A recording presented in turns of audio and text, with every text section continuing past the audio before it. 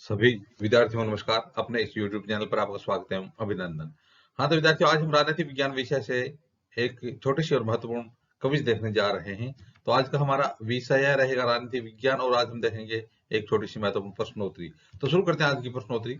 आज की क्विज का पहला प्रश्न है, एक सच्ची संघात्मक प्रणाली का क्या अर्थ है? सच्ची संघात्मक प्रणाली, कौन सी प्रणाली? सच्ची संघात्मक प्रणाली का क्या अर्थ है? पहला विकल्प है एकल नागरिकता, दूसरा है शक्तिशाली केंद्र तथा शक्तिहीन राज्य, तीसरा विकल्प है शक्तिहीन केंद्र तथा शक्तिशाली राज्य, चौथा है केंद्र और राज्यों के बीच संतुलन। एक सच्ची संघात्मक प्रणाली का क्या अर्थ है?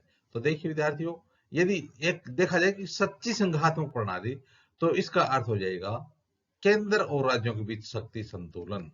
क्या हो जाएगा? केंद्र और राज्यों के बीच शक्ति का संतुलन ही एक सच्ची संघात्मक प्रणाली है। एक नागरिकता या फिर शक्तिशाली केंद्र हो जाएगा तो वो तो फिर एक संघात्मक न होकर के और एक केंद्र आधारित व्यवस्था हो जाएगी। तो संघात्मक जो प्रणाली है उसमें जो दोनों स्तर की सरकारें हैं वो अपने अपने दायरे में रह करके कार्य कर सके, इसके लिए केंद्र और राज्यों के बीच संतुलन होना जरूरी है। हाँ विद्यार्थी, अब देखते हैं आज की क्विज का अगला प्रश्न। आज की क्विज का अगला प्रश्न है, राष्ट्रीय आंदोलन के विकास के लिए उत्सवों और धार्मिक त्योहारों का प्रयोग किसने किया था? प्रश्न क्या है कि राष्ट्रीय आंदोलन के विकास के लिए, यानी आजादी के समय जो आंदोलन किए जा रहे थे आजादी के लिए, उस समय राष्ट्रीय आंदोलन के विकास के लिए उत्सवों और धार्मिक त्योहारों का प्रयोग किसने किया था? एक ऐसे देशभक्त थे, महापुरुष थे, जिन्होंने राष्ट्रीय आंदोलन के लिए यानी उत्सवों और धार्मिक त्योहारों का प्रयोग किया था और उसको उसमें बहुत बड़ी सफलता भी मिली थी। पहला है गोपाल कृष्ण गोखले, दूसरा विकल्प है अरविंद घोष, तीसरा विकल्प है दयानंद सरस्वती और चौथा विकल्प है बाल गंगाधर तिलक। तो बताइए विद्यार्थियों, राष्ट्रीय आंदोलन के विकास के लिए उत्सवों और धार्मिक त्योहारों का प्रयोग किसने किया? तो इसका अर्थ हो जाएगा विकल्प नंबर 4, बाल गंगाधर तिलक ने। किसने? बाल गंगाधर तिलक ने राष्ट्रीय आंदोलन के विकास के लिए उत्सवों और धार्मिक त्योहारों का प्रयोग किया था। देखिए विद्यार्थियों, राष्ट्रीय जागरण के लिए तिलक ने गणेशोत्सव और शिवाजी उत्सव की शुरुआत की थी। तो राष्ट्रीय जागरण के लिए तिलक जी ने क्या किया था?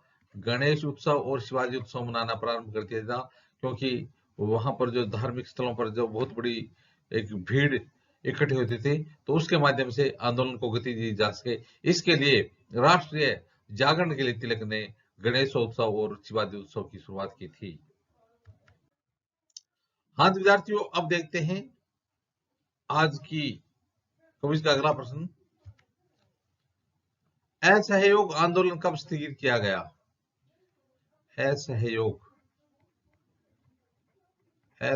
आंदोलन कह रहा है कि स्थगित कब किया गया? कौन सा आंदोलन है? असहयोग आंदोलन स्थगित कब किया गया? पहला विकल्प 1920, दूसरा विकल्प 1922, तीसरा विकल्प 1932 और चौथा विकल्प 1940। बताइए असहयोग आंदोलन स्थगित कब किया गया?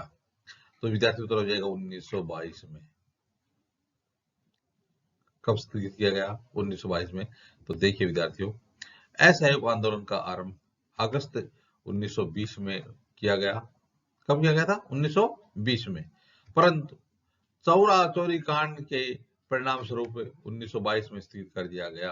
तो असहयोग आंदोलन की शुरुआत 1920 में हुई थी और इसको स्थगित कर दिया गया 1922 में। क्यों स्थगित कर दिया गया?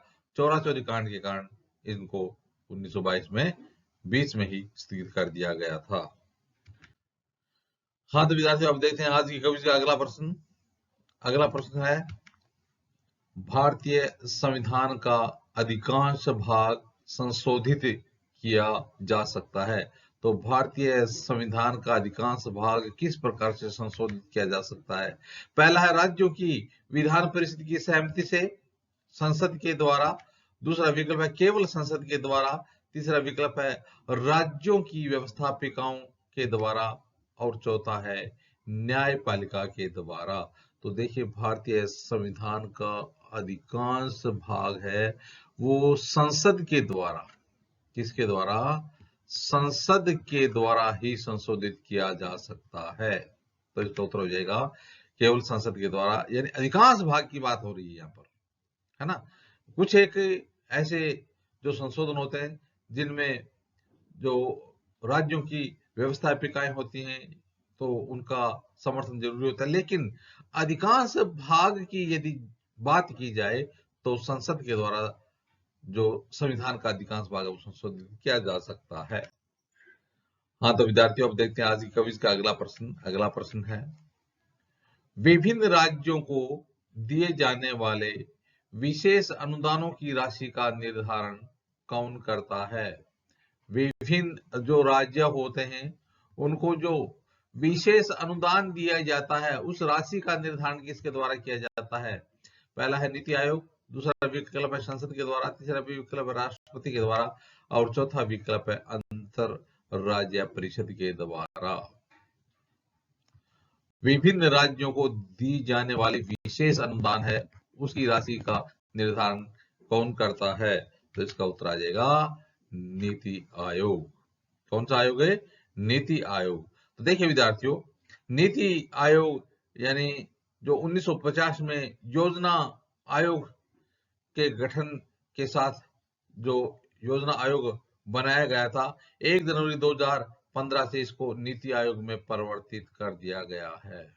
1 जनवरी 2015 से योजना आयोग को जो 1950 में, कब है? 1950 में योजना आयोग का गठन किया गया था, 1 जनवरी 2015 से इसको नीति आयोग में परिवर्तित कर दिया गया है। यानी इसे भारत सरकार का थिंक टैंक के नाम से भी जाना जाता है। भारत सरकार का थिंक टैंक के नाम से भी जाना जाता है। तो कहने का मतलब है कि नीति आयोग के द्वारा राज्यों को दी जाने वाले विशेष अनुदानों की राशि का निर्धारण किया जाता है। हाँ, तो विद्यार्थियों, अब देखते हैं आज की क्विज का अगला प्रश्न। आज की क्विज का अगला प्रश्न है, संपत्ति का अधिकार। कौन सा अधिकार है? संपत्ति का अधिकार मौलिक अधिकारों की सूची से किसके शासनकाल में हटाया गया था? तो पहले संपत्ति का जो मूल अधिकार है, 7 मूल अधिकार थे, उनमें संपत्ति का जो अधिकार है वो भी एक मूल अधिकार था। अब यह विधि यानी कानूनी अधिकार रह गया है। तो संपत्ति का अधिकार है वो मौलिक अधिकारों की सूची से बाहर कब किया गया था और किसके शासनकाल में हटाया गया था? पहला विकल्प है अटल बिहारी वाजपेयी, दूसरा है मोरारजी देसाई, तीसरा विकल्प है राजीव गांधी, और चौथा विकल्प है इनमें से कोई नहीं। तो चलो आपको फिर थोड़ी सी हिंट दे देते हैं। तो 44वें संविधान संशोधन, 44वें संविधान संशोधन 1978 के द्वारा संपत्ति के अधिकार को मूल अधिकारों की सूची से हटा दिया गया था। कब है? 44वें संविधान संशोधन 1978 के द्वारा। अब देखना यह है कि 1978 में भारत का प्रधानमंत्री कौन था? तो संपत्ति का अधिकार मौलिक अधिकारों की सूची से किसके शासनकाल में हटाया गया? अटल बिहारी वाजपेयी, मोरारजी देसाई, राजीव गांधी, और इनमें से कोई नहीं। तो इसका उत्तर हो जाएगा मोरारजी देसाई। इसका उत्तर हो जाएगा मोरारजी देसाई, क्योंकि मोरारजी देसाई 1977 से 1979 तक, कब है? 1977 से 1979 तक भारत के प्रधानमंत्री रहे थे, इसलिए हटाया गया था 1978 में। तो इसलिए इसका उत्तर हो जाएगा मोरारजी देसाई के शासनकाल में संपत्ति का अधिकार मौलिक अधिकारों से हटा दिया गया था। हाँ, तो विद्यार्थियों, अब देखते हैं आज की क्विज का अगला प्रश्न। आज की क्विज का अगला प्रश्न है,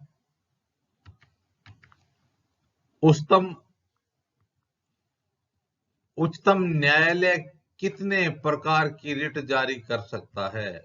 कौन सा न्यायालय है? सर्वोच्च न्यायालय, एससी सुप्रीम कोर्ट कितने प्रकार की रिट जारी कर सकता है? पहला है 2, दूसरा विकल्प है 3, तीसरा विकल्प है 4 और चौथा विकल्प है 5। तो विद्यार्थियों इसका उत्तर क्या हो जाएगा? इसका उत्तर हो जाएगा विकल्प नंबर 4। सर्वोच्च न्यायालय 5 प्रकार की रिट जारी कर सकता है। तो देखिए विद्यार्थियों, उच्चतम न्यायालय को अधिकार प्राप्त है कि वह बंदी प्रत्यक्षीकरण, परमादेश, उत्प्रेषण, प्रतिषेध एवं अधिकार परीक्षा आदि पर न्यायादेश जारी कर विक्षिप्त नागरिक के मूल अधिकारों की रक्षा करे।